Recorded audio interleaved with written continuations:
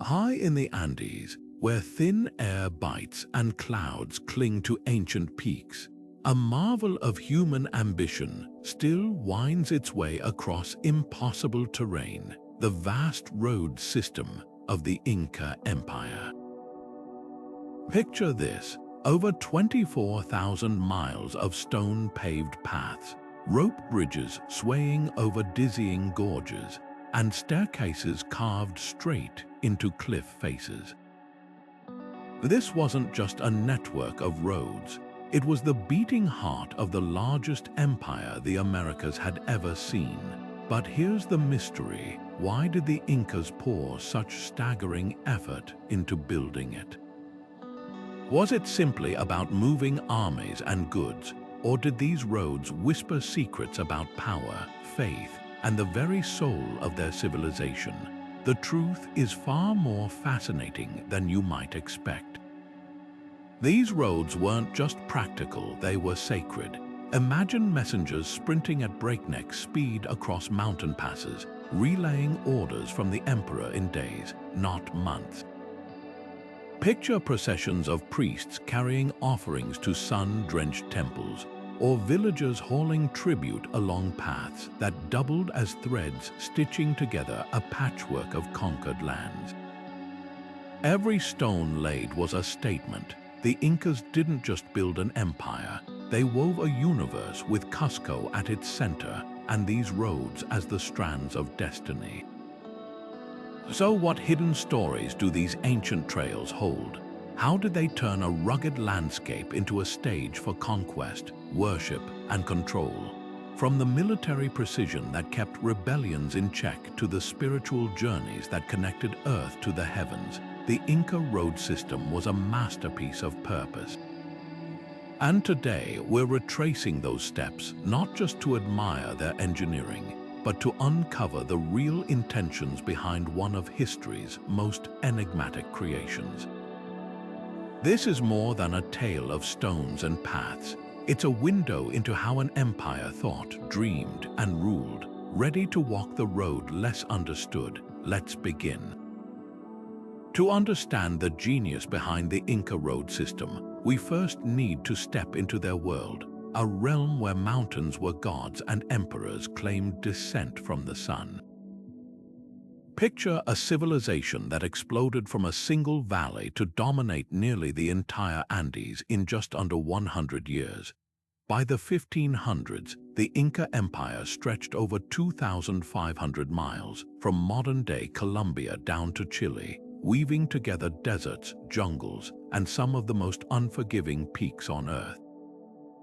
This wasn't just growth, it was a tidal wave of ambition. At its core, the empire functioned like a meticulously organized machine. Every citizen had a role, from farmers tending terraced fields to artisans crafting gold for temples. The state controlled resources with astonishing precision, storing surplus food in mountain warehouses and redistributing goods where needed. But how did they maintain such tight control over millions of people scattered across such brutal terrain? That's where the roads came in. Geography dictated everything.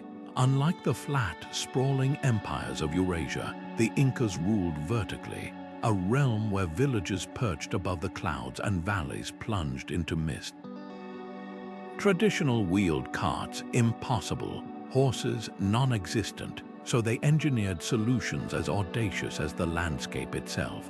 Roads zigzagged up cliffs, tunnels burrowed through rock, and suspension bridges made of woven grass spanned rivers roaring thousands of feet below.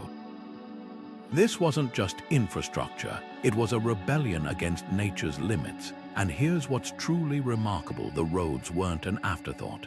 They were the empire's nervous system, pulsing with runners carrying quipus knotted string records, troops marching to quell unrest, and pilgrims journeying to sacred sites. Without them, the Incas couldn't have fed their people, worshipped their gods, or held their conquests together. But to see these roads as mere tools misses their deeper purpose. They were lines of power, rituals in stone, designed not just to connect places but to manifest the emperor's divine authority over Earth itself. Now, with the stage set, let's examine how these paths defied geography and why their builders chose such impossible routes. The Andes didn't just challenge the Incas, they defined them. Imagine standing at the foot of a mountain so steep it scrapes the sky, its slopes jagged with rock and ice, its valleys choked with mist. For most civilizations, this would be a barrier. For the Incas, it was a blueprint. Their roads didn't skirt obstacles, they embraced them, transforming the continent's cruelest geography into a testament to human ingenuity. Where landslides threatened, they anchored paths with retaining walls. Where rivers roared, they spun bridges from iku grass, fibers twisted into cables thicker than a man's thigh, capable of bearing armies. And where cliffs plunged into nothingness, they chiseled steps so precise they still grip the rock centuries later. This wasn't just engineering, it was a dialogue with the land. The Incas read the mountains like a language, aligning roads with sacred peaks and weaving them through pews, the spirits believed to dwell in the heights.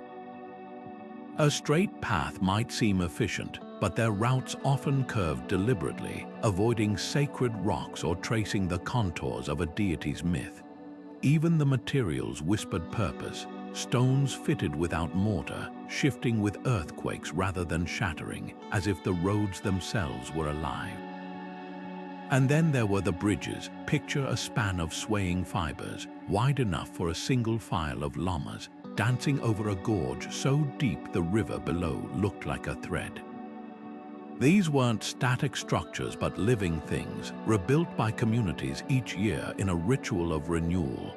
The strongest villagers would brave the heights, braiding fresh grass as priests chanted to the gods of wind and stone.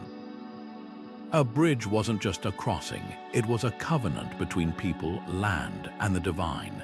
But the true brilliance lay in the system's adaptability. In deserts, roads became sunken trenches to escape the scorching wind. In jungles, they elevated paths on causeways above the mud.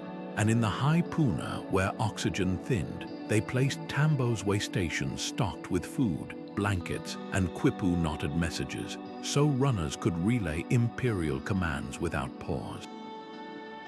Every decision reflected intimacy with the environment, a mastery so complete it turned isolation into connection. What emerges isn't just a network of roads but a manifesto. The Incas didn't conquer the Andes, they conversed with them, bending rock and ravine to a vision of unity. Their empire wasn't held together by force alone, but by these threads of stone and faith, each mile a declaration. No terrain was too wild, no peak too holy, to be woven into the tapestry of Tawantinsuyu, the land of the four quarters. And as we'll see next, the physical design of these roads reveals even deeper layers of their ambition. The sheer scale of Inca road construction still baffles modern engineers. Think about it, 25,000 miles of pathways carved through some of the most treacherous landscapes on the planet, all without the wheel, iron tools, or even draft animals. How did they do it? The answer lies in a blend of innovation, communal effort, and an almost spiritual reverence for permanence. Take the stonework. Unlike Roman roads built with mortar, Inca masons shaped each block to interlock perfectly with its neighbors, leaving no gaps. This wasn't just aesthetics, it was earthquake engineering. When tremors struck, these stones danced together like a puzzle, settling back into place instead of crumbling. On steep slopes, retaining walls braced the roads against landslides, while drainage channels lined with precisely angled stones deflected torrential rains that would otherwise have washed the pathways into oblivion. These weren't just trails, they were feats of hydrological genius. Then there were the builders themselves. Under the mitter system, every household owed labor to the state, a tradition woven into the fabric of Andean life for centuries. Villagers rotated shifts, quarrying rock, hauling gravel, or weaving bridge cables from Iku grass. But this wasn't forced toil, it was communal pride. A family might contribute a son to work on a bridge near their village, knowing their neighbors would do the same for a road that connected them to distant kin. The state provided food and drink during construction, turning back-breaking labor into a collective celebration. Way stations or tambos dotted the routes at intervals matching a day's travel. Some were simple shelters, others sprawled into miniature cities with storehouses bursting with freeze-dried potatoes, woven sandals, and even weapons. Runners carrying Quipu messages could swap out at these hubs, relaying imperial orders from Cusco to the empire's edges in days. But tambos weren't just practical, they were diplomatic tools.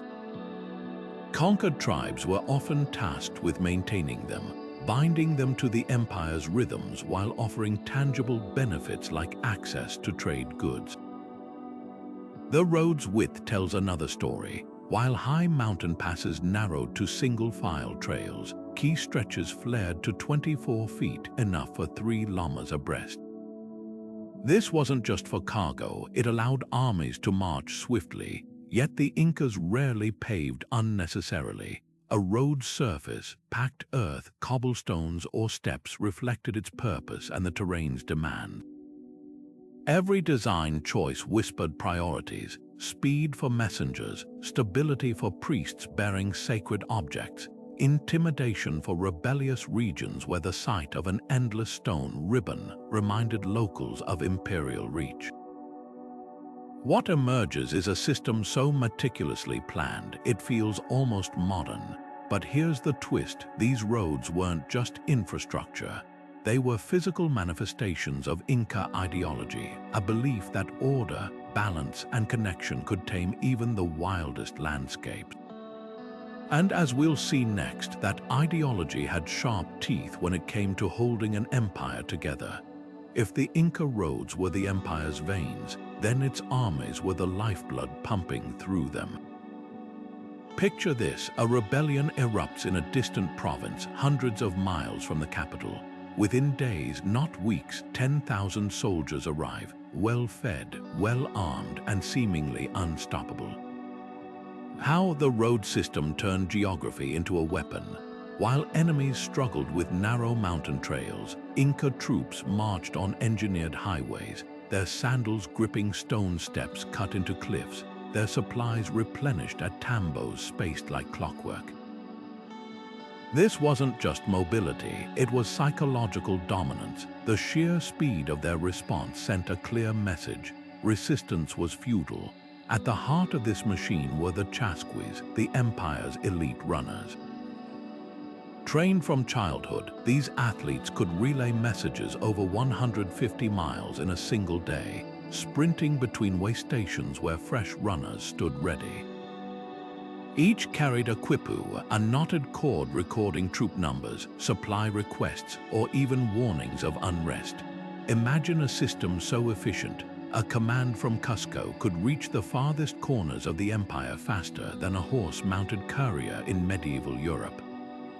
But the Chasquis weren't just messengers, they were the emperor's eyes and ears. A rebellion plotted at dawn could be crushed by dusk thanks to their tireless legs. And then there were the fortresses, perched like stone eagles above critical passes. Strongholds like Sacsayhuaman and Ollantaytambo weren't just defensive, they were declarations. Their zigzagging walls mirrored the sacred lightning of the god Illapa, a reminder that the empire's might was backed by divine fury. Guarding bridges and crossroads, these citadels controlled movement, forcing travelers onto paths watched by Inca garrisons.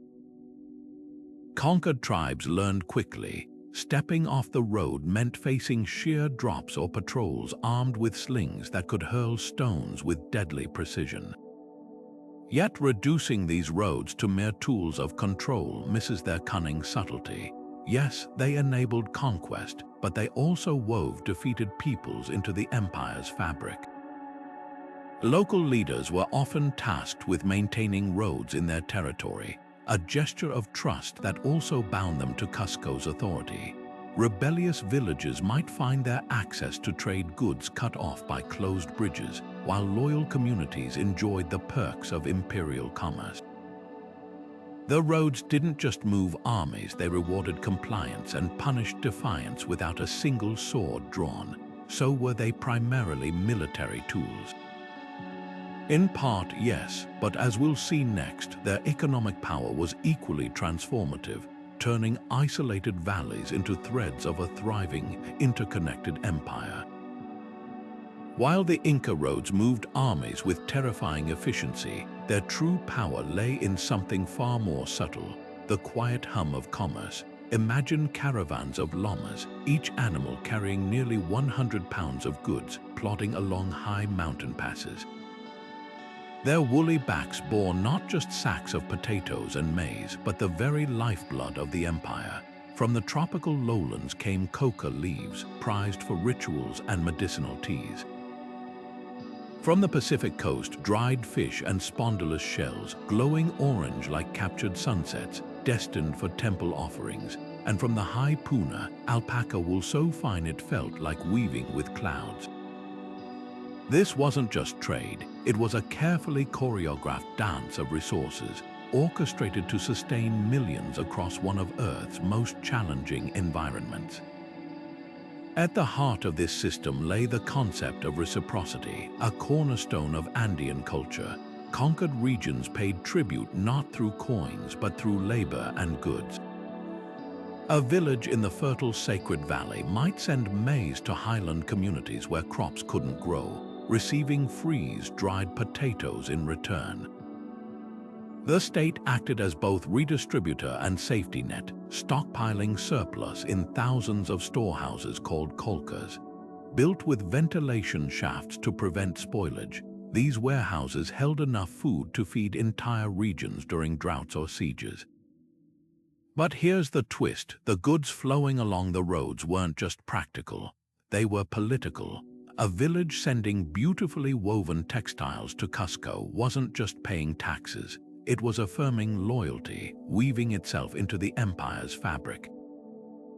The roads also enabled something extraordinary for their time: economic specialization.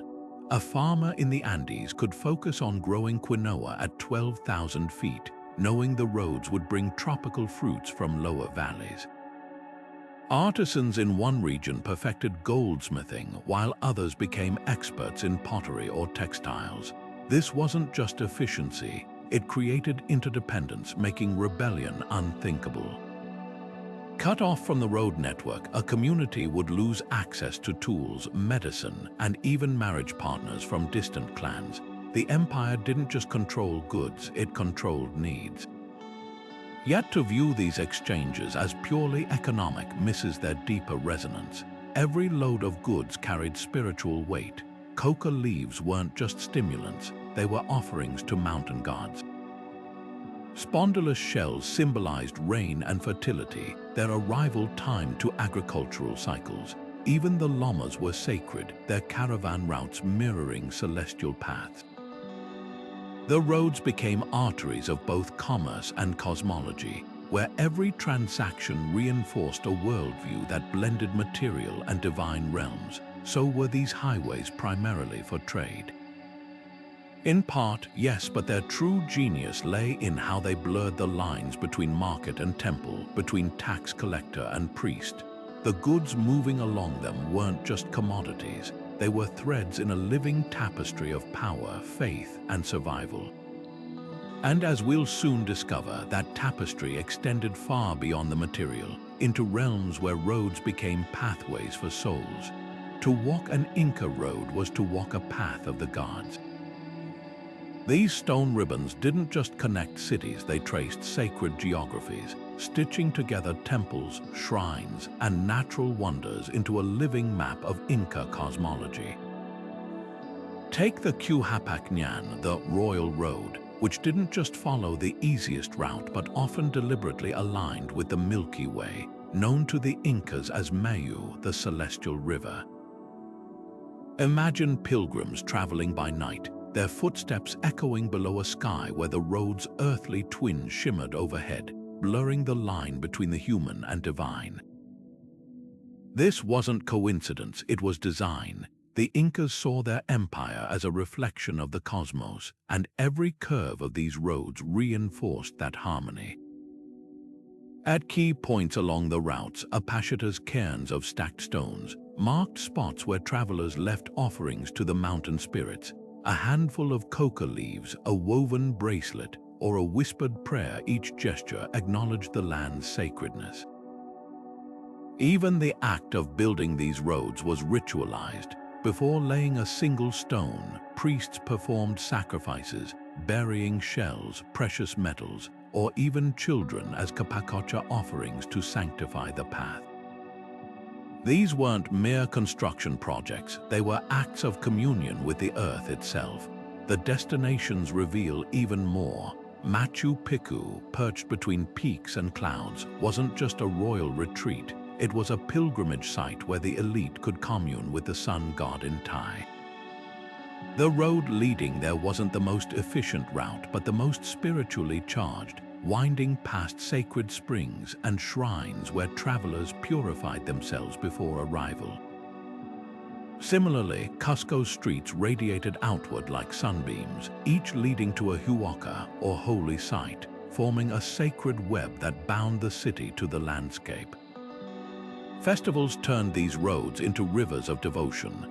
During in Thai Rami, the Sun Festival, priests carried golden idols along the Qhapaq in a procession that mirrored the sun's journey. Chicha beer poured onto the stones, and the smoke of burnt offerings curled skyward, weaving the physical and spiritual realms together. Even the simplest journey became a rite. A merchant transporting goods might pause to honor a waterfall believed to house a spirit, blurring the lines between trade and worship. But perhaps the most profound clue lies in the road's alignment with celestial events. Near Chinchero, a stretch of road points directly to the June solstice sunrise, illuminating a ceremonial platform where priests would have stood bathed in golden light. Elsewhere, sightlines frame sacred peaks during equinoxes, turning the landscape into a colossal calendar. This wasn't just astronomy, it was theology in stone, a way to anchor the rhythms of the heavens to the earth below. So were these roads primarily religious? In many ways, yes, but their spiritual role was inseparable from their political one. By binding distant peoples to shared sacred sites, they transformed a patchwork of cultures into a unified empire, all while whispering a single truth: the land itself was holy, and the Incas were its chosen stewards. The brilliance of the Inca road system wasn't just in stone and rope, it was in the invisible threads of culture it spun across a fractured landscape. Picture an empire stretching over 2,000 miles, swallowing up hundreds of distinct peoples, each with their own gods, languages, and loyalties. How do you bind such diversity into a single realm? The Incas understood something timeless. Control isn't just about armies, it's about identity, and their roads became the loom on which a new imperial culture was woven. Take language. Along every highway, runners carried more than Quipu messages, they carried Quechua, the tongue of Cusco. Administrative centers like Huánuco Pampa weren't just way stations but classrooms where local elites learned the empire's lingua franca. Imagine a tribal chief's son returning from such a hub, speaking words that tied his village to a distant capital. This wasn't coercion but calculated osmosis. The roads made Quechua unavoidable, the language of trade, of legal disputes, of temple rituals. Within generations, dialects from Ecuador to Chile began bending toward this new common tongue, not through edicts but through everyday necessity. Religion traveled these paths just as powerfully. Sun priests journeyed from Cusco to install Intai's shrines in conquered territories, often layering Inca beliefs atop local worship like new paint on old walls. A mountain god might be rebranded as an aspect of Intai, A spring venerated for centuries became part of the state's sacred geography. Pilgrimages along the roads turned abstract deities into shared experiences. A farmer from Chile and a miner from Bolivia might both trek to Coricancha, Cusco's golden temple, returning home with stories that transformed foreign rituals into communal truths. Yet the Incas were shrewd enough to know when to bend. In some regions, they allowed local customs to persist so long as imperial gods sat at the top of the pantheon. Along the roads, hybrid cultures emerged. Pottery styles blended motifs from multiple traditions. Textiles woven in the provinces adopted Inca patterns but kept local color palettes. This wasn't erasure, it was alchemy, creating a culture that felt both unified and familiar to diverse peoples. The roads didn't just transport goods, they carried the very idea of what it meant to be part of Tawantinsuyu. Administrative hubs doubled as cultural amplifiers. At Tambo, Colorado, a sprawling complex along Peru's coast, Inca officials settled disputes using imperial law while local leaders observed. The message was clear: adopt these customs and your people thrive. Resistance meant isolation, a village cut off from trade routes or denied access to critical resources. But compliance brought rewards, prestige goods, marriage alliances with noble families, even honors in Cusco's grand festivals. The roads became a feedback loop where assimilation bred privilege and privilege deepened loyalty.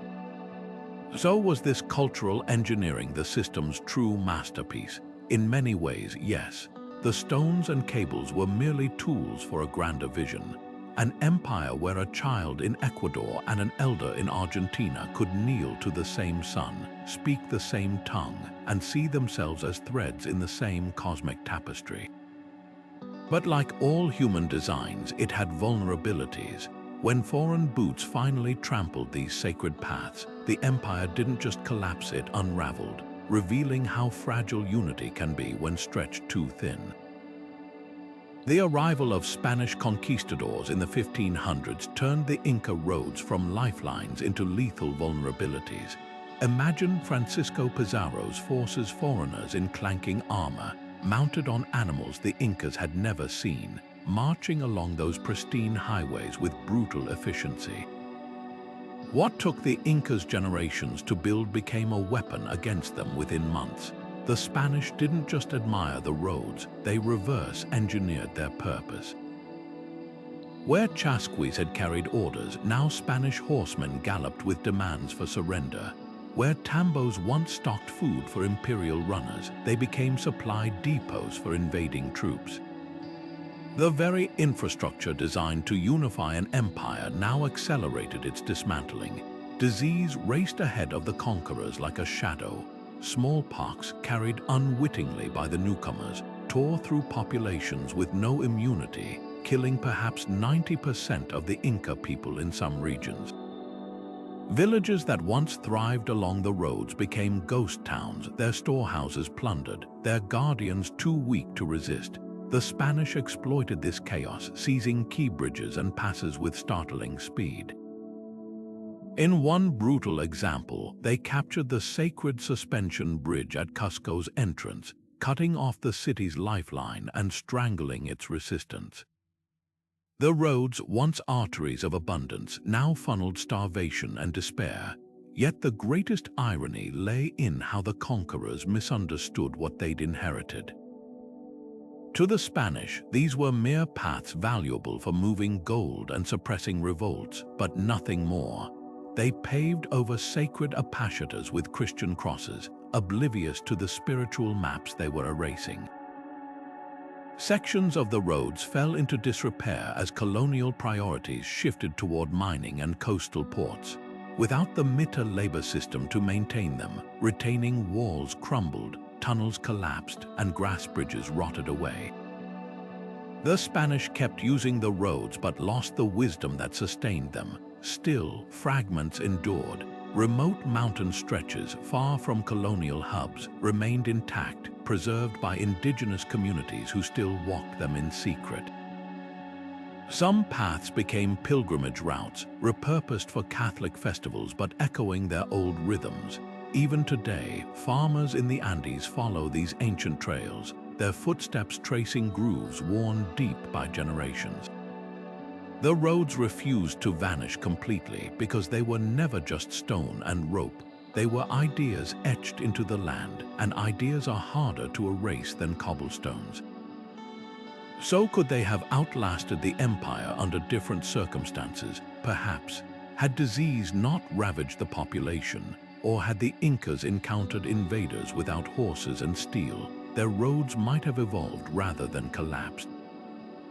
They were designed for adaptability, after all, shifting with earthquakes, weathering storms, bending but not breaking.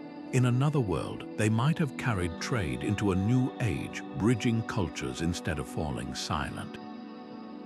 But history offers no rewinds. What remains is a testament to both human genius and fragility, a network that once bound a continent, and the echoes of what it might have become. For centuries, the Inca road slipped into legend, swallowed by vines and landslides, their stones scattered by earthquakes and time. Then, in 1911, a Yale professor named Hiram Bingham Roman III stumbled upon something extraordinary, a labyrinth of terraces and temples clinging to a mountain ridge. What he called Machu Picchu was just one jewel in a crown of forgotten sites. Bingham didn't realize it then, but his discovery would ignite a global fascination with the Inca road system, pulling it from obscurity into the light of modern study. The early 20th century was an era of grand expeditions, but Bingham's work stood apart. Guided by local farmers who'd known the ruins for generations, he documented not just Machu Picchu but segments of the Qhapaq, the royal road that connected it to Cusco. His photographs showing moss-covered staircases vanishing into clouds captured imaginations worldwide. Yet even Bingham underestimated the scale. He saw fragments, not the vast network we know today. It took decades of painstaking fieldwork to reveal the truth. These weren't isolated paths but threads of a continental tapestry. Fast forward to the 21st century, and technology has revolutionized the search. LiDAR, a laser mapping tool that pierces dense forest canopies, has uncovered roads invisible to the naked eye. In Peru's remote Vilcabamba range, archaeologists recently found a 20-mile stretch perfectly preserved under jungle growth, its retaining walls intact. Elsewhere, drones and satellite imagery reveal how roads zigzag up impossible slopes, their routes too precise to be accidental. Each discovery chips away at mysteries. Why did some paths dead end at cliffs? Were they ceremonial, or is there something still hidden beneath them? The work isn't just about mapping stones, it's decoding a lost worldview. Modern researchers collaborate with Quechua elders, whose oral traditions hold clues to the road's spiritual significance. A bend in a path might align with a solstice sunrise. A secluded tambo could mark a long-forgotten pilgrimage site. Even the act of walking these routes becomes archaeology. Teams document how certain stretches echo with strange acoustics, suggesting they were designed for ritual chants. Others find tiny offerings shells, carved stones, still placed by locals in Apashita cairns, proving these routes never fully lost their sacred charge. Yet the biggest revelations may lie ahead. Less than 40% of the known network has been excavated. In Ecuador, rumors persist of a tunnel system linking major temples. In Chile, shepherds report stone pavements emerging from shifting dunes after rare rains. And then there's the ultimate question: how much more is out there, waiting under glaciers or jungle? The roads keep their secrets close, but with every technological leap, every laser scan, every drone flight, we peel back another layer of their story. This isn't just exploration, it's a conversation across centuries. Today's hikers retracing Chasqui routes, archaeologists piecing together Quipu codes, and engineers marveling at earthquake-proof masonry. all are part of a chain stretching back to the Inca stonemasons who first dreamed these paths into being. The roads didn't just connect places in their time, they're now bridges between eras, inviting us to walk further into the mystery. In 2014, the world finally caught up to what the Andes had known for centuries. The Qhapaq wasn't just a relic, but a masterpiece of human ingenuity. UNESCO designation as a World Heritage Site didn't just bestow a title, it was a global acknowledgement that these roads belonged to all of humanity. Overnight, the stones that had carried Inca emperors and Chasqui runners became part of humanity's shared legacy, joining the ranks of the pyramids and the Great Wall. But with this honor came new challenges and a pressing question. How do you preserve something meant to be walked, touched, and lived? The recognition was more than symbolic. It unlocked funding for conservation, from stabilizing earthquake-damaged stretches in Peru to restoring the great rope bridges of Bolivia. Archaeologists gained tools to combat looters who'd long targeted roadside tombs, while local communities found new pride in their ancestors' engineering.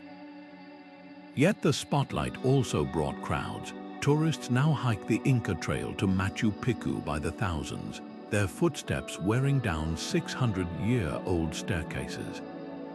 In Ecuador, heavy rains intensified by climate change wash away exposed segments faster than they can be repaired.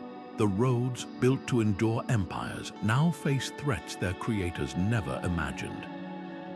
Balancing access with preservation has sparked fierce debate. Some argue for strict limits, permits, guided tours, even replicas diverting foot traffic from fragile originals. Others, including many Quechua communities, resist turning sacred paths into museum pieces. For them, these roads are still alive, still part of rituals and daily life. In Argentina, villagers rebuilt a collapsed bridge using traditional grass weaving techniques, blending ancient methods with modern safety standards. It's a delicate dance, honoring the past without freezing it in time. The UNESCO status also reshaped research. Scientists now collaborate across 6 countries, sharing LIDAR scans and soil analyses to decode how the road survived so long.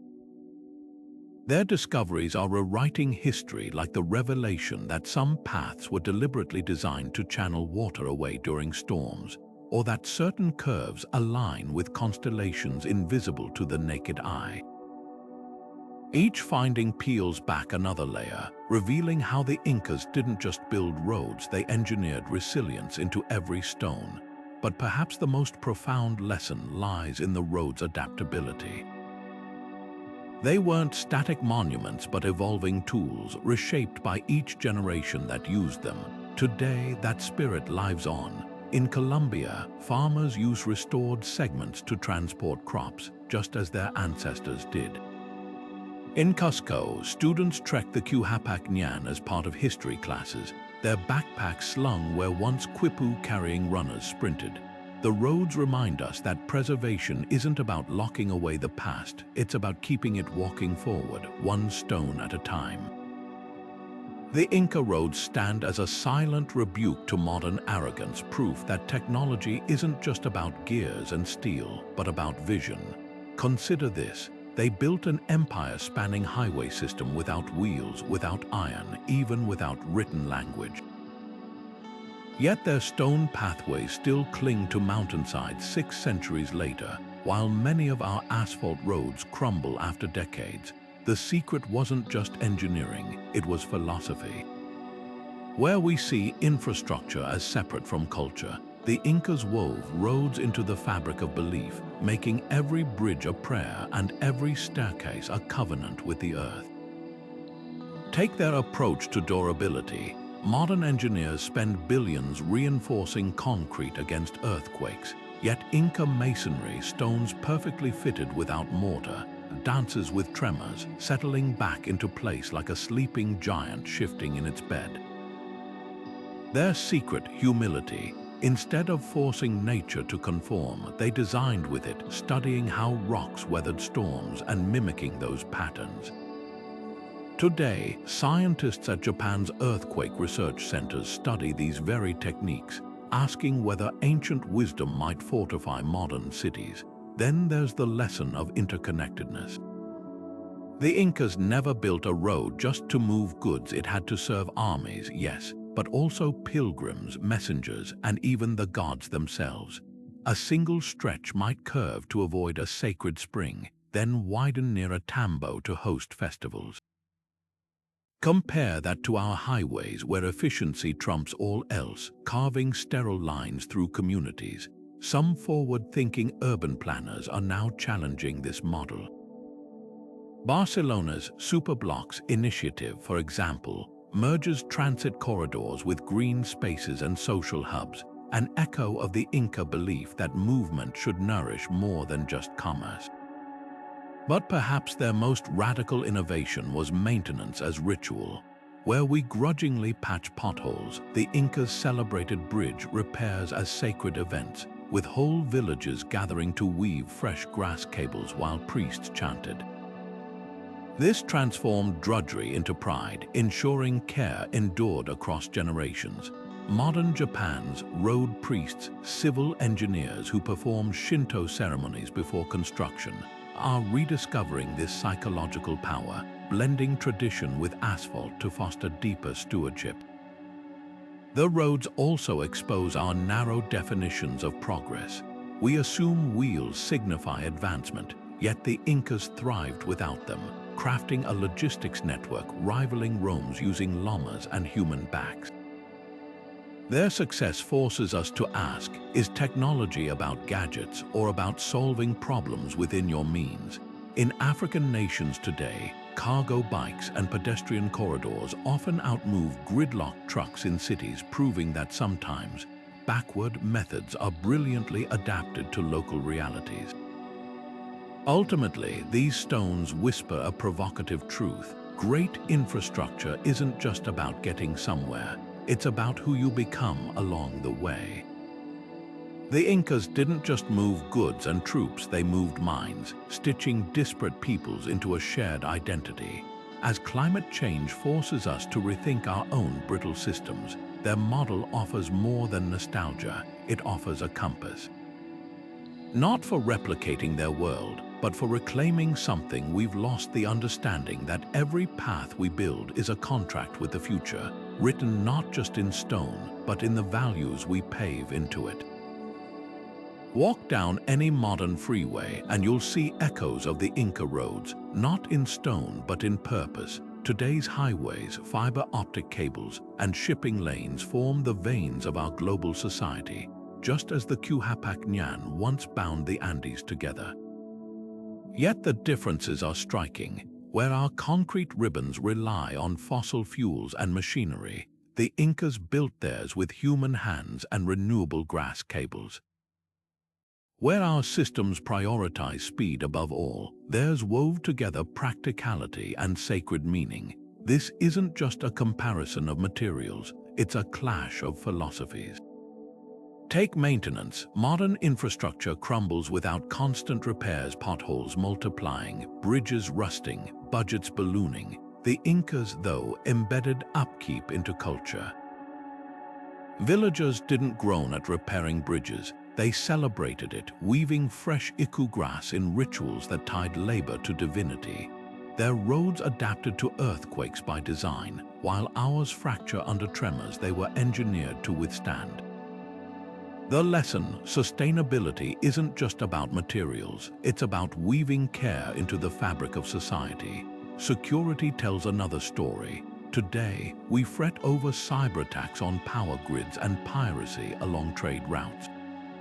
The Incas faced rebellions too, but their solution was subtler. By making the roads indispensable, carrying food, faith, and festivals, they turned resistance into self-sabotage. Cut off a bridge and you starved your own village. Modern systems could learn from this. Resilience isn't just about stronger locks, but about making interdependence a virtue. Yet the starkest contrast lies in equity. Our highways often bypass poor communities, while Inca roads reached every corner of the empire, from royal palaces to remote terraces. Tambos stocked with emergency supplies doubled as welfare stations, ensuring no one starved. This wasn't charity, it was smart governance. Isolated regions became loyal ones, their people invested in the system's survival. Imagine applying that logic today. What if broadband access or green energy weren't privileges, but threads binding society together? But here's the twist: the Incas achieved this without writing or wheels. Their technology was social: the Mita labor system, the Quipu accounting codes, the shared belief that roads were alive with spirit. We have drones and AI, yet struggle to maintain basic services. Their example whispers a radical idea: progress isn't just about gadgets, but about designing systems that honor both Earth and community. Now, as we peel back the final layer, we'll see how these stones transcended function altogether, becoming symbols etched into the land itself. Every stone laid along the Inca roads was a deliberate act of theater, a performance of power chiseled into the landscape. Picture a subject from a newly conquered tribe, stepping onto a highway wider than any path their ancestors had known, its edges lined with perfectly fitted blocks. Above them, staircases defied gravity, climbing cliffs where no trail should exist. The message was unmistakable: if the Sapa Inca could bend mountains to his will, what chance did any rebellion stand? This wasn't just transportation, it was psychological warfare in stone. The labor behind these feats amplified their intimidation. Under the Mita system, every household owed service to the state, but the roads demanded more than taxes, they demanded awe. Conquered peoples were often tasked with building segments in their own territories, a calculated move. As they hauled rocks under the watch of imperial overseers, they internalized the empire's might. Even the materials whispered dominance. Quarries hundreds of miles away supplied distinctive stone, so every step reminded travelers of the empire's reach. And when rebels dared defy Cusco, their punishment was poetic: forced to dismantle their own local paths and rebuild them to imperial standards, erasing their past with every new stone placed. Sacred symbolism deepened the effect. Roads didn't just connect cities, they radiated from Cusco like sunbeams, physically manifesting the emperor's claim to be Incai's child. At key junctions, stelae carved with pumas, the Inca royal symbol, loomed over travelers. Bridges were consecrated with sacrifices, their fibers soaked in chicha beer and blood, turning crossings into acts of submission to divine authority. A merchant transporting goods didn't just pay tolls, he left offerings at shrines, reinforcing the spiritual hierarchy with every journey. Modern parallels are startling. Think of Rome's Appian Way, lined with crucified rebels, or Napoleon's roads across Europe, stamped with imperial eagles. Today, skyscrapers pierce clouds to declare corporate dominance, while China's Belt and Initiative sprawls across continents with ports and rails, infrastructure as geopolitical chess. Even social media platforms function as digital Qhapaq nyans, shaping perception through curated connectivity. The tools change, but the game remains. Control the arteries of movement, and you control the narrative of power. Yet the Inca roads transcended mere propaganda. They were living expressions of an ideology: that order could conquer chaos, that human hands could stitch together the fragments of a fractured world. When a subject walked those roads, they didn't just see the empire's strength, they felt it in their bones, with every step whispering, "This is the way the world works now." And perhaps that's why, long after the empire fell, the stones still speak, not just as ruins, but as reminders of how power, when woven into the land itself, becomes unforgettable. One of the most stubborn myths about the Inca road system is that it served a single, straightforward purpose, like a prehistoric highway for trade. but peel back the layers and you'll find a reality far richer. These pathways weren't just about moving goods, they were instruments of ideology designed to stitch together an empire where geography itself conspired against unity. Take the persistent claim that the Incas had no writing system. While it's true they lacked an alphabet, their Quipu knotted cords recording everything from tax records to epic poems functioned as a sophisticated data network. Messengers didn't just carry these quipus, they decoded them aloud at each tambo, turning way stations into living libraries. To reduce the roads to mere commerce ignores how they transmitted knowledge, faith, and even identity across thousands of miles. Another misconception paints the roads as egalitarian public works, open to all. In truth, access was tightly controlled. Ordinary citizens needed state permission to travel, and soldiers guarded key bridges. The widest, smoothest stretches reserved for elites and imperial business. Spanish chroniclers marveled at highways empty of common foot traffic, not because people didn't want to use them, but because breaking these rules could mean death. Yet this control wasn't just about power, it was about perception. By limiting access, the Incas turned the roads into symbols of privilege, making compliance with the empire's demands feel like an honor rather than a burden. Then there's the romanticized image of the Chasqui runners as lone heroes dashing through the wilderness. In reality, they operated in tightly coordinated teams, sprinting relay segments as short as half a mile before passing messages like batons. The system's brilliance lay in its redundancy. If one runner fell ill, another instantly took their place. This wasn't a scattering of athletic couriers, but a precision clockwork of human movement, synchronized to the rhythm of the empire's needs. Modern logistics companies could learn from its efficiency. Perhaps the most dangerous myth is that these roads were static, unchanging monuments.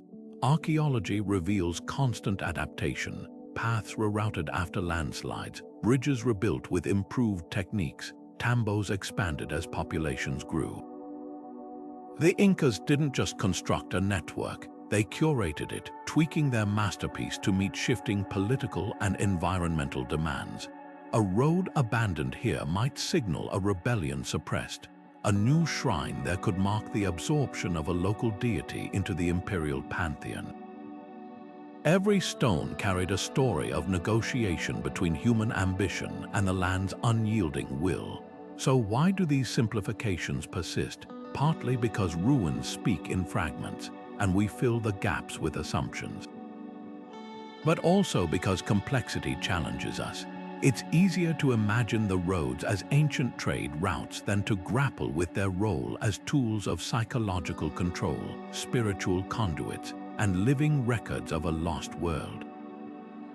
Yet when we strip away the myths, what remains is far more compelling, a testament to how infrastructure can shape not just movement, but minds. And that revelation leads us to the next chapter, how these stones outlasted the empire that built them, whispering secrets to those who walk them today. Imagine sprinting at full speed up a 12,000-foot mountain pass, your lungs burning in the thin air, a bundle of knotted cords clutched tight against your chest. This wasn't just a test of endurance, it was a day's work for a Chasqui, the human telegraphs who turned the Inca roads into the fastest communication network of the ancient Americas. Trained from childhood, these elite runners could cover the distance between New York and Boston in a single day, relaying messages across the empire with a precision that left European couriers trailing in the dust. But their brilliance wasn't just in speed, it was in the system's flawless design. Every 6 miles along the royal roads, a pair of Chasquis waited in small stone huts, ears tuned for the distant blast of a pututu shell trumpet signaling an incoming runner. As their teammate rounded the bend, gasping from his sprint, the message would pass in seconds, sometimes a quipu with its intricate knots recording troop numbers or grain stores, other times a memorized chant detailing a rebellion or royal decree. The fresh runner would then explode into motion, racing toward the next station while his counterpart collapsed onto a bench, gulping down chicha beer and mashed potatoes for energy. This wasn't just a relay, it was a perpetual motion machine of human effort, operating around the clock in all weather. What set the Chasquis apart from other ancient couriers, like Persia's horseback riders or Rome's torch signal networks, was their intimacy with the land. Persian messengers relied on flat terrain for their horses' speed, and Roman signals required clear sightlines. But the Chasquis conquered vertical geography, their sandaled feet finding purchase on steps carved into sheer cliffs, their routes threading through cloud forests and deserts. Where others saw barriers, they saw shortcuts scaling slopes no horse could climb, taking diagonal paths down switchbacks that shaved hours off journeys. The quipus they carried were marvels in their own right.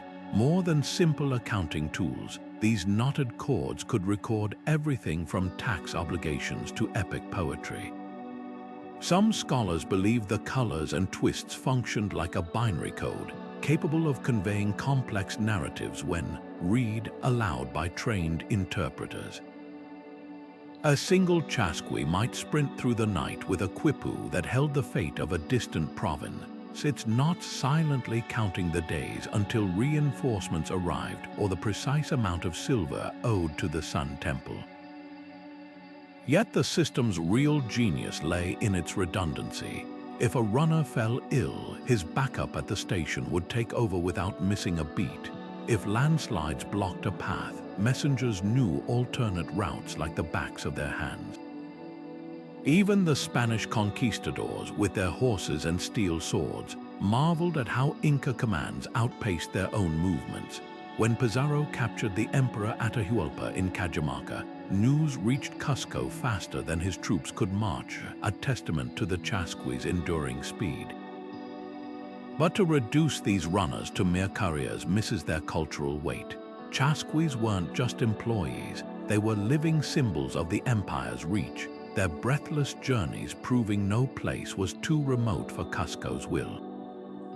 Villagers along their routes revered them as near-mythic figures, their arrivals marked by offerings of food and prayers for safe passage. In a realm without wheels or written script, these men were the pulsing nerves of a continent-spanning body, their footsteps keeping the empire alive. Comparing them to other ancient messengers reveals a stark contrast. Where Rome's cursus publicus relied on way stations with fresh horses, the Chasquis had only their own legs and lungs. Where China's imperial post used written scrolls, the Incas trusted memory and knots, yet their system matched or surpassed them all in reliability, proof that innovation isn't about technology alone, but about adapting to the world as you find it. Perhaps the most poignant legacy lies in the modern marathon runners of the Andes, who still race along ancient Chasqui trails in homage to their ancestors. Their sneakers pound the same stones where once bare feet flew, carrying not quipus but memories of a time when human stamina built an empire, one breathless sprint at a time. Picture a messenger sprinting down an Andean mountain path, his satchel bouncing against his side, not with parchment or tablets, but a tangle of colorful cords, each knot tied with mathematical precision. This was a quipu, the Incas' ingenious answer to writing without words. At first glance, it might look like a child's craft project, dyed strings dangling from a central cord. But unravel its secrets, and you'll find a data storage system so sophisticated, it managed an empire spanning thousands of miles. Every twist, every knot, every color held meaning, recording taxes paid, soldiers mobilized, even the movements of the stars. The quipu wasn't just an accounting tool, it was the empire's living ledger. Imagine an administrator in Cusco unfurling one of these knotted marvels, fingers tracing the chords like a musician reading Braille. A red string might represent gold from the northern mines, its knots tallying the exact weight owed to the state. A blue cord could track births in a distant village, each loop marking another soul added to the empire's census. Some quipus even recorded time itself, not spaced to mirror the cycles of the moon or the arrival of solstices. This wasn't just bookkeeping, it was a language of numbers woven into fiber, a system flexible enough to adapt to everything from grain harvests to celestial events. Recent breakthroughs have shattered old assumptions. For decades, scholars dismissed quipus as primitive tally chords until they noticed something startling. Certain knots appear in narrative patterns, repeating across quipus from different regions like refrains in a song. Some researchers now believe these chords could encode full sentences, perhaps even poetry or laws. Think about that, an entire civilization's knowledge not scribbled on parchment, but tied into strings that whispered their secrets to trained fingers.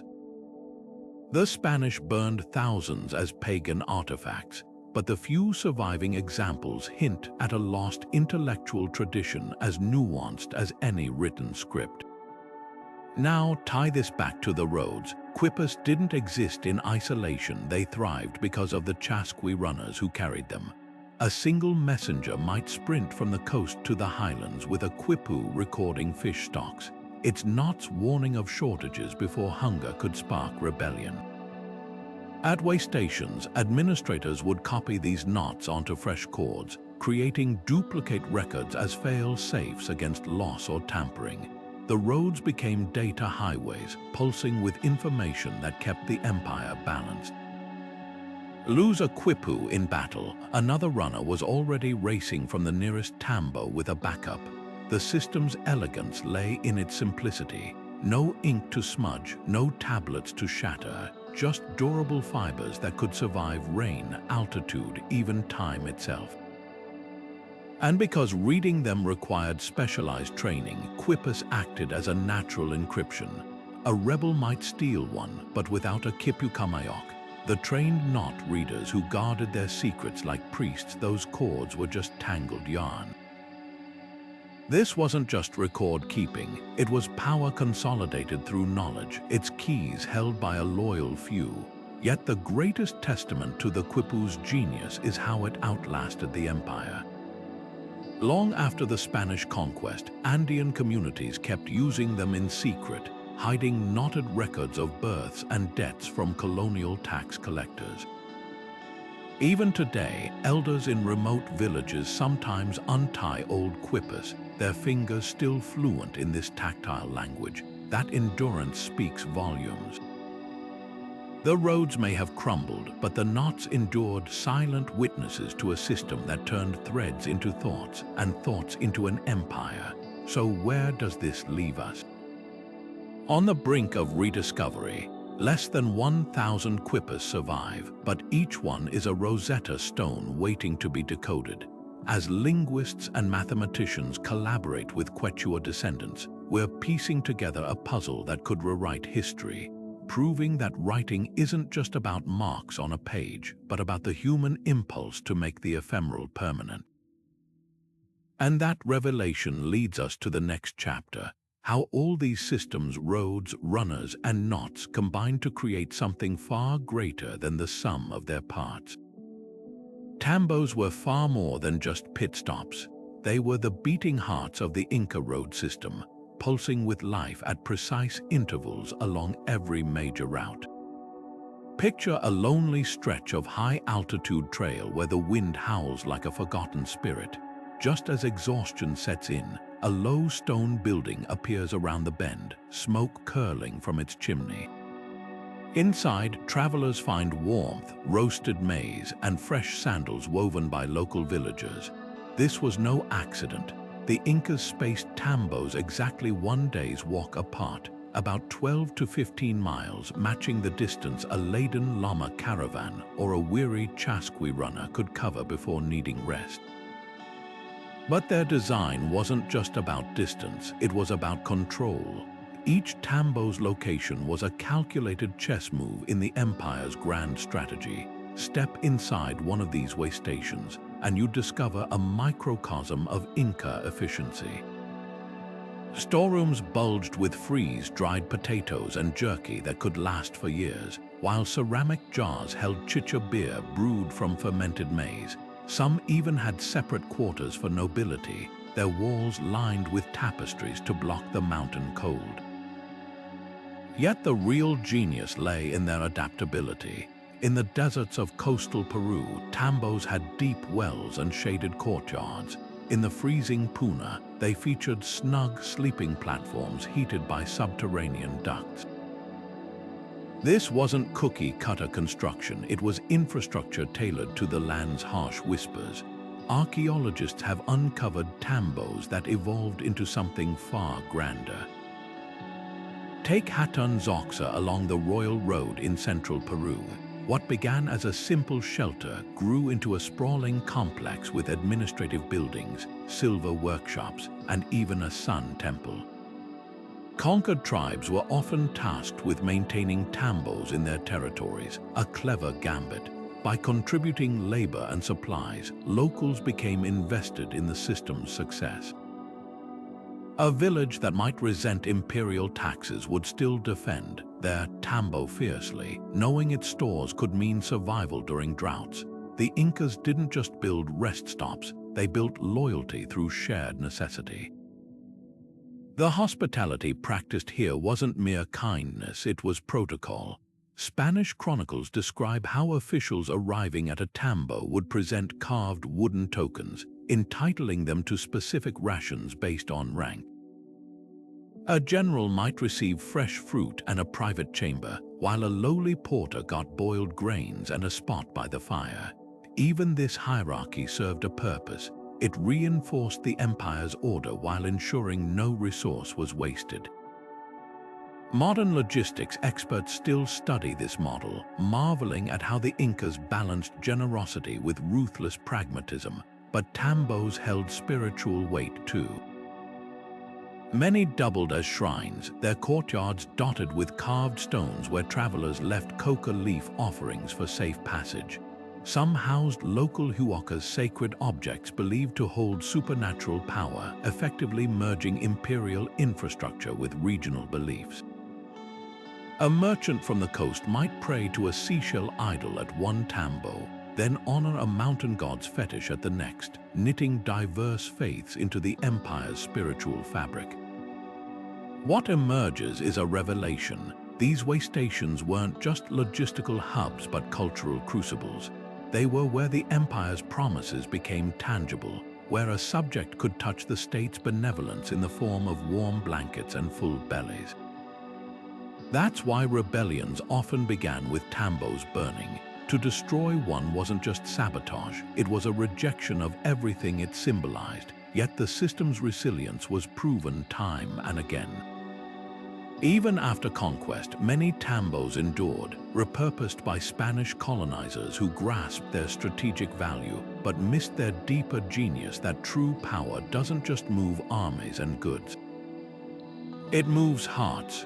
When we picture the builders of the Inca roads, our minds often conjure images of bare-chested men hauling stones under the Andean sun.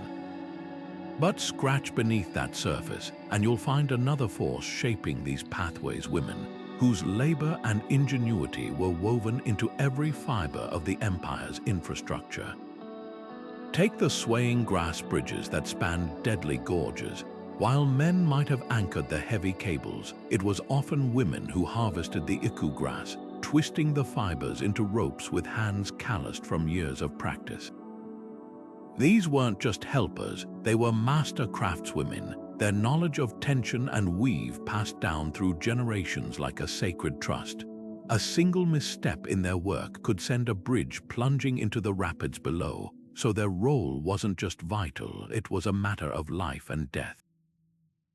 Beyond construction, women kept the roads alive in ways history has only begun to acknowledge. Tambos, those critical way stations dotting the routes, frequently fell under the management of local women, especially in regions where men were conscripted for military service or mining. These women weren't just innkeepers, they were diplomats rationing supplies during shortages, mediating disputes between travelers, and even interpreting for traders from distant cultures.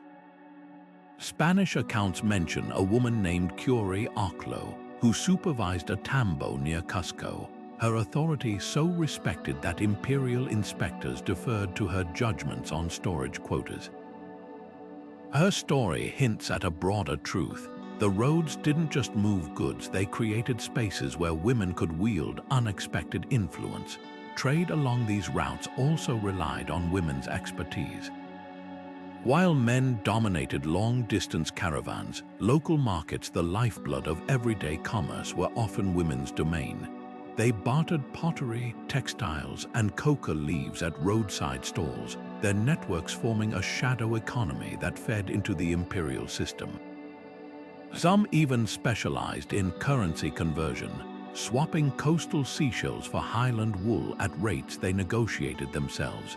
This wasn't petty trade, it was microeconomics at scale, smoothing the flow of goods across ecological zones. Perhaps most strikingly, women played spiritual roles tied to the roads. Apashitas, those cairns where travelers left offerings, were frequently tended by female shamans who interpreted the arrangement of stones as omens.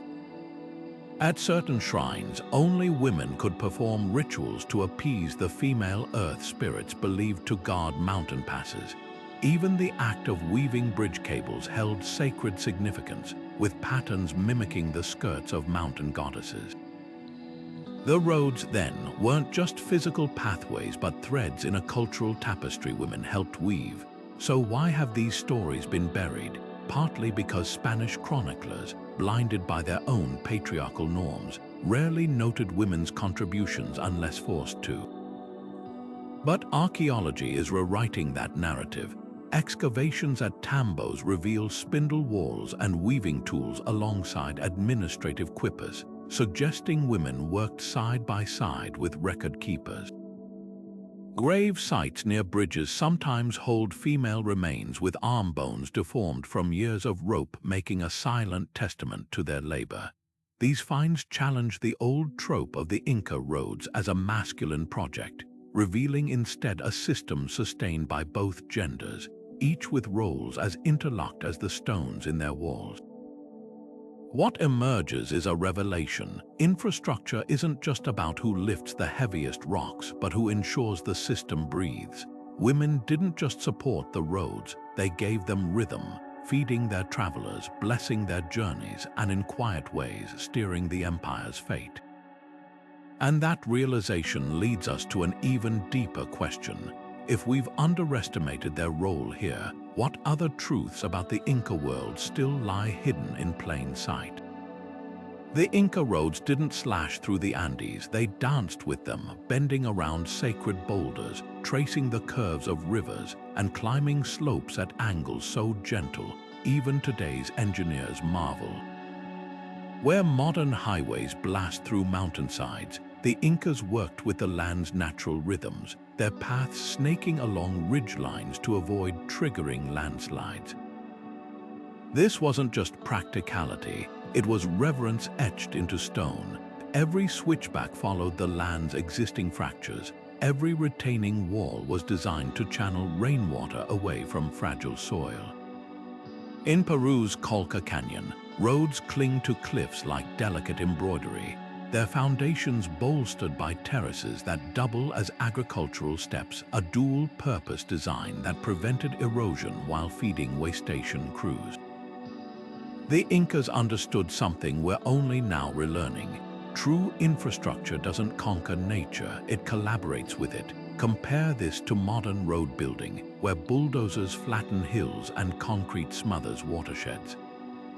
The Pan-American Highway, slicing through the Amazon, has caused deforestation visible from space. Yet Inca roads, after 6 centuries, still blend seamlessly into the Andes, their edges softened by native grasses rather than concrete barriers. The secret materials sourced hyper-locally. Instead of hauling in foreign gravel, builders used stones from nearby landslides, fitting them into dry stack walls that flexed during earthquakes. Bridges woven from local grasses were rebuilt annually in harmony with growing cycles, leaving no permanent scars. Even the Tambos' thatched roofs were designed to decompose naturally if abandoned, returning to the earth without a trace. But the real eco-lesson lies in their sacred geography. Modern planners prioritize straight lines and speed, but Inca surveyors mapped routes around Apu's spirit-inhabited peaks and Pacarina's sacred springs. A road might detour for miles to avoid disturbing a condor nesting site or a grove of centuries-old quinoa trees. Spanish chroniclers mocked these illogical curves, not realizing they prevented ecological cascades. By sparing keystone species, the roads preserved pollinators and seed dispersers critical to terraced farms below. Today, biologists find higher biodiversity along ancient Inca routes than in surrounding areas, proof that reverence can be a conservation strategy. The implications are profound. In an age of climate collapse, we're finally grasping the cost of forcing landscapes into rigid grids.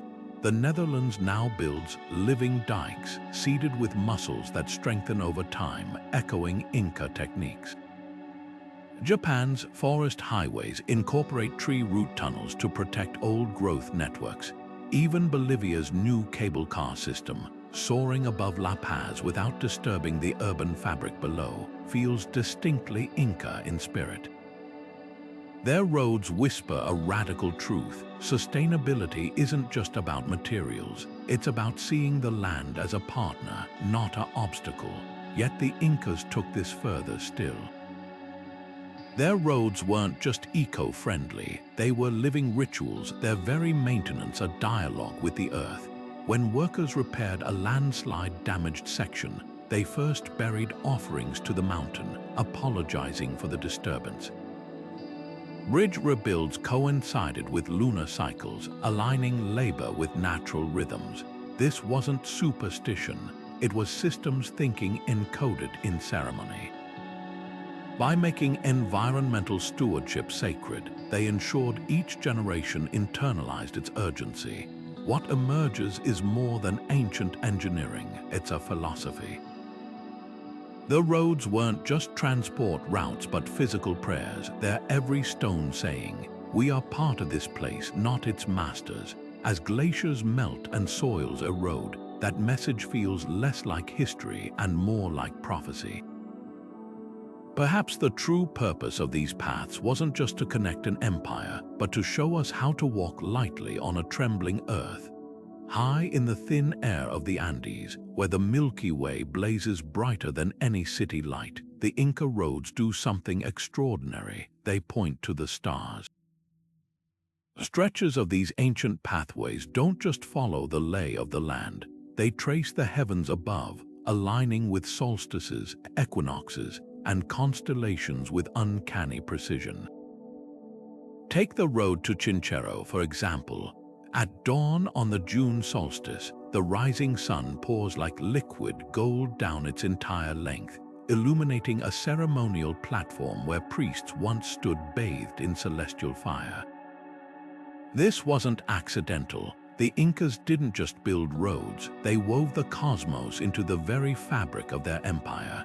Temples along these routes doubled as sophisticated observatories. At Sacsayhuaman, the zigzagging walls mirror the toothed jaw of the constellation Puma, the Incas' sacred protector. Window-like niches frame the rising of the Pleiades, a star cluster that signaled the planting season. Even humble way stations often featured carved stones with sightlines to Venus or the Southern Cross. These weren't decorative touches, they were functional tools, turning the landscape into a colossal astronomical instrument. A traveler walking these roads at night would have seen the path beneath their feet and the stars overhead moving in eerie synchrony, as if earth and sky were two halves of a single divine mechanism. The implications are staggering. Some researchers now believe key segments of the Qhapaq formed a terrestrial mirror of the Milky Way, which the Incas called Mayu, the celestial river. Important Huacas shrines along the roads often correspond to dark constellations, those patches of interstellar dust the Incas saw as celestial animals. A road curving around a mountain might suddenly straighten to align with the December solstice sunset, revealing an intentional dialogue between terrain and sky. This wasn't just navigation, it was navigation elevated to theology, where every journey became a ritual retracing of cosmic order. Why go to such lengths? Because for the Incas, astronomy wasn't abstract science, it was the language of power. Emperors claimed descent from the sun god Inti, and by embedding celestial cycles into the roads, they physically manifested that connection.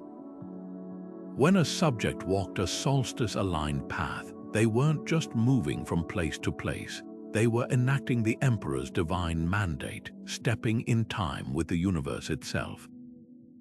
Rebellious provinces might resent taxes or conscription, but how do you argue with a road that literally follows the path of the gods? Yet the celestial mapping served practical purposes too. Solar alignments helped synchronize agricultural calendars across the empire's dizzying range of microclimates.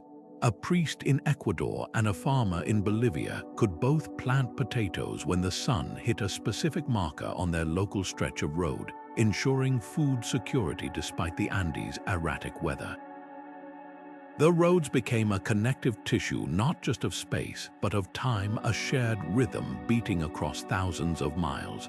Modern astronomers have only begun decoding these connections. Near Quito, a recently discovered road segment points directly to where the sun sets on the equinox over a distant volcano, its slope carved with a giant stairway symbolizing the link between earth and sky. In Chile, a long-forgotten Tambos doorway frames the bright star Canopus during its zenith, a navigational aid for nighttime travelers.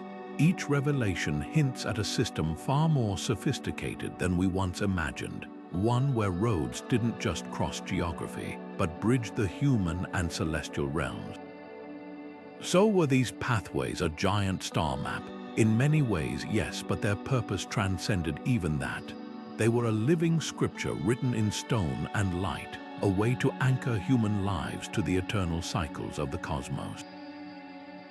To walk them was to tread a path both earthly and divine, where every turn whispered that the empire wasn't just part of the world, but of the universe itself. And that realization changes everything, because it means the roads weren't merely built, they were ordained. From the moment the first stones were laid, the Inca roads transcended mere function, they became muses. Ancient potters along the Andean highlands decorated their vessels with intricate road motifs, zigzagging lines mimicking the switchbacks of mountain trails. These weren't just decorations, they were prayers in clay, honoring the pathways that brought distant lovers, traded goods, and news from the capital. Fast forward to colonial-era paintings, where Spanish artists, often against their own biases, depicted the roads as golden veins threading through the mountains, a grudging acknowledgement of their majesty. The roads didn't just connect places, they seeped into the collective imagination, becoming shorthand for connection itself. Jump to the 20th century, and the roads take on new life in cinema.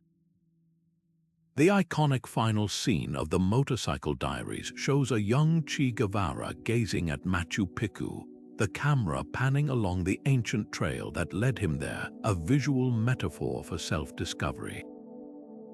More recently, documentaries like The Great Inca Road frame these paths as characters in their own right, their stones whispering forgotten histories. Even video games like Civilization let players construct the Qhapaq Nyan as a wonder of the world, embedding its legacy into digital mythologies. The roads have become a universal symbol of human tenacity, appearing anywhere stories demand a tangible link between ambition and the earth. But the most profound cultural impact lies in contemporary Andean identity. For Quechua communities today, the roads aren't relics, they're living traditions. Festivals reenact Chasqui runs, with children sprinting through villages clutching woven pouches instead of quipus. Street murals in Cusco blend Inca road motifs with modern struggles, showing protesters marching along stylized paths toward justice. Even fashion has borrowed their language. High-end designers incorporate bridge weave patterns into textiles, turning ancient engineering into haute couture. The roads, it seems, refuse to be confined to the past. Perhaps their greatest artistic legacy is how they've shaped storytelling itself. Novelists like Mario Vargas Llosa weave the roads into narratives of migration and memory, while poets liken their curves to the contours of love, enduring yet adaptable. Even the humblest roadside shrine, adorned with fresh flowers and Coca-Cola bottles, tells a story of syncretism where pre-Columbian spirituality and modern faith share the same path. The stones may have been laid by imperial decree, but their cultural echoes belong to everyone who's ever walked them or dreamed of doing so. What emerges isn't just a history of art, but a map of meaning. The roads remind us that infrastructure isn't just about getting somewhere, it's about who we become along the way. Whether etched on pottery, projected on screens, or retraced by pilgrims, they invite us to see the journey itself as the destination. And that's a perspective no conqueror could ever pave over. Climate change is rewriting the Andes with every passing year. Glaciers that once fed the road's watersheds are retreating, while storms grow fiercer, scouring ancient stones from their foundations. At the same time, a different kind of deluge threatens from below, millions of tourist footsteps eroding the very paths they've come to admire. The Inca roads, built to last centuries, now face threats their engineers never imagined. Yet in this race against time, an unexpected alliance has emerged: scientists and indigenous communities joining forces, blending satellite imaging with ancestral wisdom to protect what remains. High in the Peruvian Andes, Quechua elders walk alongside archaeologists, pointing out nearly invisible cracks in retaining walls that signal impending collapse. The stones speak, one explains, running fingers over moss-covered joints. They groan before they fall. Modern laser scans confirm their warnings, revealing subsurface shifts invisible to the naked eye. Together, they've developed a hybrid repair technique: stainless steel pins hidden within traditional dry stack masonry, strengthening walls without betraying their ancient aesthetics. It's a delicate balance, honoring authenticity while acknowledging that some modern interventions are the only way these roads will survive another 500 years. Tourism presents a trickier challenge. The Inca Trail to Machu Picchu now sees over 200,000 hikers annually, their boots grinding down stone steps worn smooth by centuries. In response, conservationists have turned to the past for solutions. Inspired by the Inca Mita system, they've implemented rotating closures, allowing exhausted trail segments to rest while redirecting visitors to lesser-known routes. Local communities monitor these areas, employing traditional terracing techniques to stabilize slopes. The model works so well that Chile has adopted it for the Qhapaq coastal stretches, where foot traffic was damaging fragile desert ecosystems. But the most innovative preservation happens at the molecular level. In Bolivia, researchers discovered that certain lichens growing on ancient roadstones secrete a natural glue-like substance that reinforces the masonry. Instead of scrubbing them away as early conservators did, teams now cultivate these organisms, harnessing their microscopic grip to shore up crumbling sections. It's a revelation that came straight from Aymara shepherds, who'd long noticed these living stones endured earthquakes better than cleaned ones. The stakes transcend archaeology. For indigenous communities, these roads are living landscapes, the same paths their ancestors walked during pilgrimages, trade missions, and seasonal migrations. When a teenager in Cusco learns to rebuild a retaining wall using techniques unchanged since Pachacuti's reign, they're not just preserving history, they're reclaiming identity. UNESCO recognition has helped, but real protection happens village by village, where elders teach Chinese letter to read the road's whispers, which bends in the trail flood first, which bridge cables need yearly reweaving. This collaboration holds a lesson for our era of climate crisis. The Incas didn't just build resilient infrastructure, they cultivated resilient knowledge, embedding maintenance into culture itself.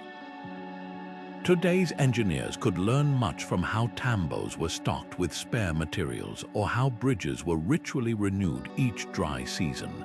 The roads survived conquest because their care was woven into the fabric of daily life, not outsourced to distant bureaucracies. As glaciers vanish and storms intensify, that ethos of tending to the land as kin rather than resource may be their most enduring legacy. What emerges isn't just a conservation story, but a blueprint for coexistence. The roads remind us that preservation isn't about freezing the past in amber.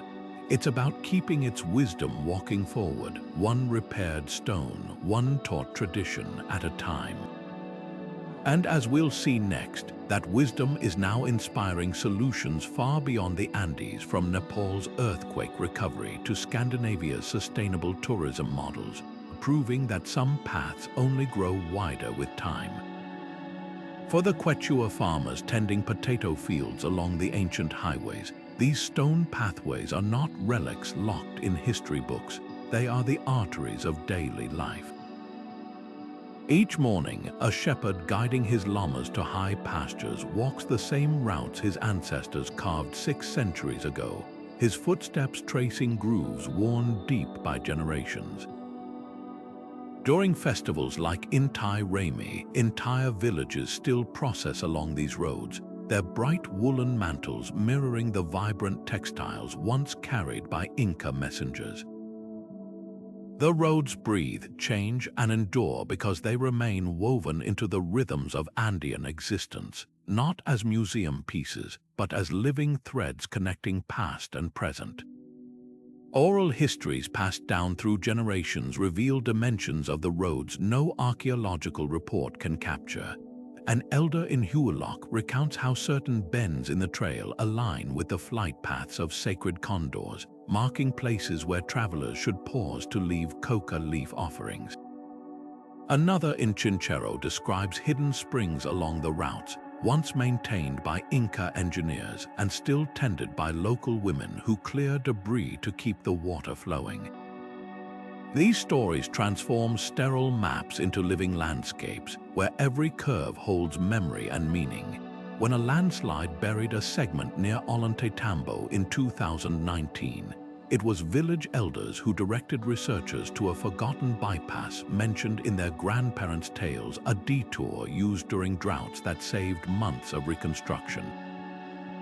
Yet too often, these perspectives are sidelined.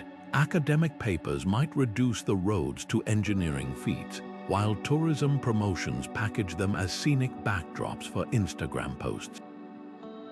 Missing is the profound world. You embedded in their stones the Andean concept of Aini, reciprocal obligation, which dictated that maintaining the roads was a sacred duty to both community and earth.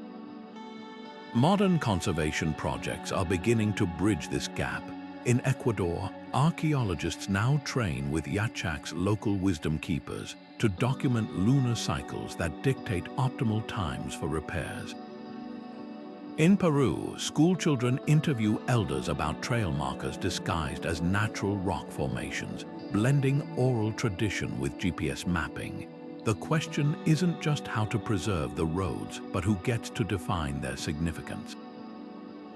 When a team from Cusco's university recently proposed paving a historic section for wheelchair access, Quechua women protested not against accessibility, but because the plan ignored their knowledge of how the original drainage channels prevented erosion.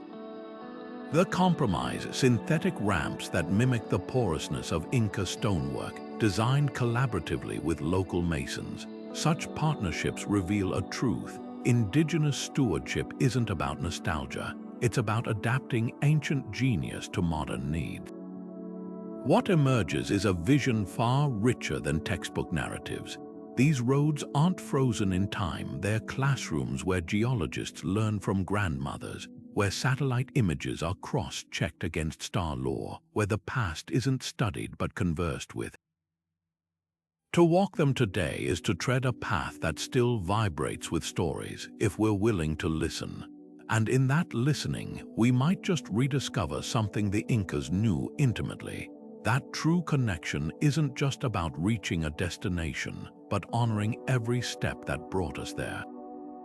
The Inca roads were never just about getting from one place to another. They were the living pulse of an empire, a symphony of stone and intention. Picture the last Chasqui runner dashing down a mountain trail as the sun sets, his quipu bouncing against his chest, carrying the final unread message of a civilization on the brink of collapse. The roads outlasted him, outlasted the empire itself, because they were built not just for the present but for eternity. Their true purpose wasn't etched in any single function, not trade, not conquest, not worship, but in the way they wove all these threads into something greater. They were the empire's nervous system, its voice, its heartbeat. Consider the irony. The Spanish conquistadors who marched these very roads to dismantle the Inca world never truly understood what they were walking on. They saw the stones but missed the stories, the way a curve in the path aligned with a solstice sunrise, or how a seemingly random stairway carved into a cliff face mirrored the rhythm of celestial cycles. The roads were a language, one that modern archaeologists are still learning to decipher. Every restored segment, every newly discovered alignment with a star or mountain peak adds another syllable to a conversation that began 6 centuries ago. What's remarkable is how these ancient pathways continue to shape the present. In remote Andean villages, farmers still use Inca irrigation channels fed by roadside springs. Their water flow as precise as the day they were engineered. Tourists who hike the Inca Trail to Machu Picchu often speak of an uncanny feeling, as if the path itself is guiding them, its stones worn smooth by something more than time. Scientists marvel at the ecological wisdom embedded in routes that avoided erosion-prone slopes long before the term sustainability existed. The roads weren't just ahead of their time, they seemed to exist outside of it, whispering secrets we're only now beginning to hear. This legacy challenges our modern obsession with efficiency. We build highways that slice through landscapes, straight and unyielding, prioritizing speed over harmony. The Incas chose another way. Their roads bent to the land, honored its spirits, and in return, the land sustained them. There's a lesson here for our age of climate crises and fractured communities. Infrastructure isn't just about moving faster, but about moving together with respect for the earth and each other. So what do these roads ask of us today? To listen, to walk them not just with our feet but with our curiosity, wondering at the hands that laid each stone and the dreams that guided them. Every groove worn by countless footsteps, every moss-covered bridge cable, is an invitation to think deeper about how we connect to our past, to our planet, to the strangers who'll tread these paths long after we're gone. The mystery isn't locked away in history books, it's under our souls waiting to be rediscovered. Now it's your turn. Have you ever stood on an ancient road and felt that whisper of time? What forgotten pathways in your own world hold stories yearning to be told? Drop your thoughts below, and if you've enjoyed this journey through the veins of an empire, hit that subscribe button. Who knows what other hidden corridors of history we'll explore next? Until then, keep walking, keep wondering, and remember, the greatest roads aren't those that lead us outward, but those that bring us closer to understanding.